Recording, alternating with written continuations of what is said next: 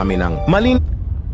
Kapag ang pogi nakabuntis, sasabihin ng magulang, pakasalan mo ang anak namin. Pero kapag pangit ang nakabuntis, ikulong yang hayop na yan! Random facts. Pagkakaiba ng pangit sa gwapo, maraming makakarelate dito. Kapag gwapo ang nagbenta ng produkto, sasabihin ng mga tao, ang sipag naman ni kuya. Pero kapag kaming mga pangit ang nagbenta, tatanungin nyo pa kami ng, malinis ba yan? Kapag gwapo ang bumeso sa babae, kikiligin ang mga nasa paligid. Pero kapag pangit ang bumeso sa babae, magre-react ang nasa paligid at sasabihin na pwede ka kasuhan sa ginagawa mo. Kapag pogi ang nanlilimos sa daan, sasabihin ng mga tao, OMG, tulungan natin si kuya. Pero kapag kaming mga pangit, sasabihin nyo, baka ipang rugby mo lang yan ha. Kapag mahal ang suot ng pogi, wow, ang yaman mo siguro. Kapag mahal ang suot ng pangit, saan mo na naman ninakaw yan?